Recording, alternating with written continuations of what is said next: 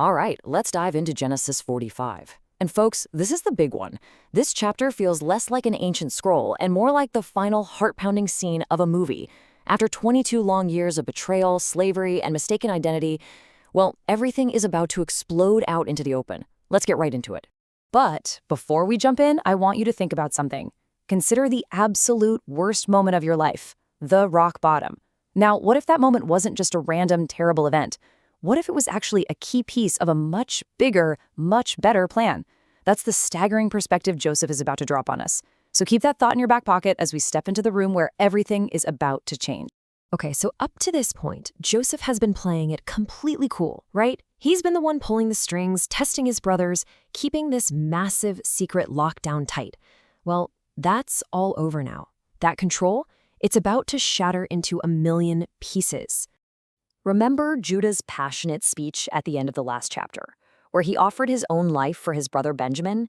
That was it. That was the final crack in the dam. And we're not talking about just any dam. This one's been holding back 22 years of pain, of grief, of longing. And for the second most powerful man in Egypt, that dam is about to burst. So let's get right into the text. Verse 1. Joseph just completely loses it. He shouts, and you can just picture the scene. Everybody out. Get everyone out of here now. His advisors, his guards, they're all scrambling out, totally confused as the doors slam shut. And now he's alone with them. Then comes verse 2. The dam doesn't just break, it explodes. He doesn't just get misty-eyed, he weeps aloud. It's this raw, gut-wrenching wail so loud that the Egyptians outside, even people in Pharaoh's own palace, can hear it. Just imagine that sound. That is 2 decades of emotion being released all at once. And then, verse 3. This is the line that changes everything. Through these heaving sobs, he manages to choke out the words, "I am Joseph." And silence. You can just feel the air get sucked out of the room. This powerful Egyptian ruler is speaking their language, and he just said a name they thought was dead and buried forever. And notice his very first question, the one thing that's been on his heart for 22 years. Is my father still alive? But the brothers, they can't speak. The Bible says they were dismayed, but a better word is terrified, paralyzed. They are staring at the ghost that they created. So we move to verse 4. Joseph sees the absolute terror on their faces, and his whole demeanor shifts. The powerful governor vanishes, and suddenly, he's just their brother. He pleads with them, "Please come closer." As they kind of inch forward, shaking, he says the one sentence that confirms their absolute worst nightmare. "I am Joseph, your brother, whom you sold into Egypt." Wow. He just lays the crime out there, right between them. Now, this is the moment, right? They're cornered, they're guilty, he has all the power in the world. Revenge is his for the taking. But what Joseph does next is maybe the most shocking, unexpected turn in the entire story. He's about to reframe everything. Check out verse 5. His first words aren't accusation, they're comfort. It's unbelievable. He says, "Do not be grieved or angry with yourselves." He's more worried about their guilt than his own pain. And he immediately tells them why. Because God sent me before you to preserve life. Then, in verses 6 and 7, he zooms out. He explains this whole famine situation, reminding them that this was about saving countless lives, not just about them. And then, verse 8, he hammers it home. So it was not you who sent me here, but God. He's not just forgiving them, he's telling them that God hijacked their evil plan and turned it into a rescue mission. So after dropping that bombshell, Joseph's whole energy shifts. He goes from theologian to commander-in-chief. Verses 9 through 11 are just this rapid-fire list of commands. Hurry, go to my father, tell him God has made me Lord of all Egypt. Tell him to come down to me, don't wait. You can just feel the urgency. This is a son who has missed his dad for 2 decades. In verse 12, he gives them proof, saying, look, you can see for yourselves that it's really me talking to you. And the final command in verse 13 is tell my father about my glory in Egypt and hurry and bring him down here.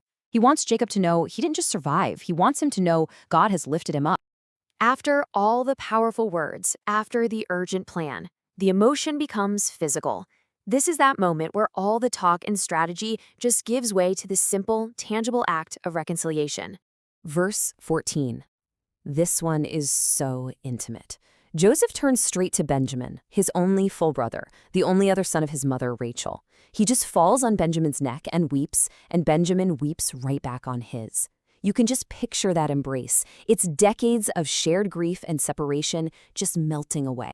And then, verse 15, I want you to picture this.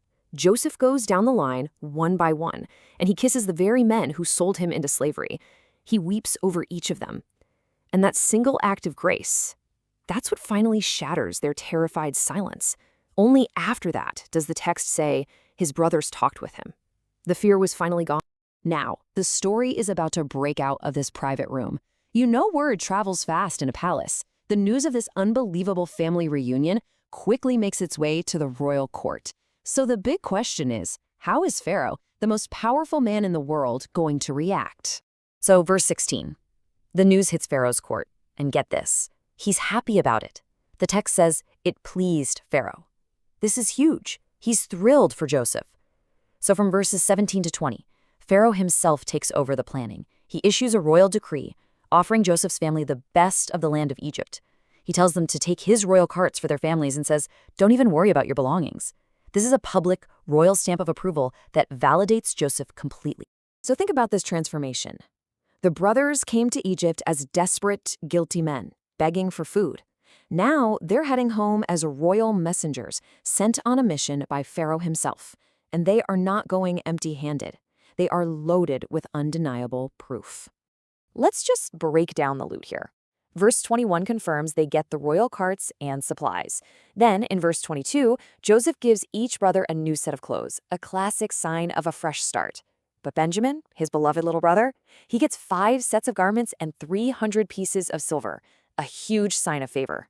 And for his father, Jacob, verse 23 tells us Joseph sends a massive caravan, 10 donkeys loaded with the best goods of Egypt, and 10 more donkeys loaded with food for the journey.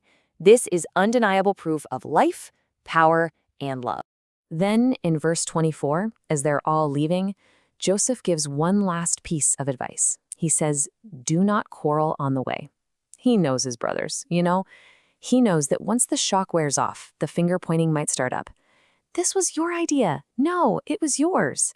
This is his final, gentle warning to protect the peace they've just found.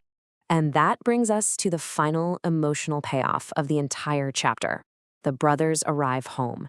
The news is finally about to reach the father who has been grieving his favorite son for 22 long, hard years.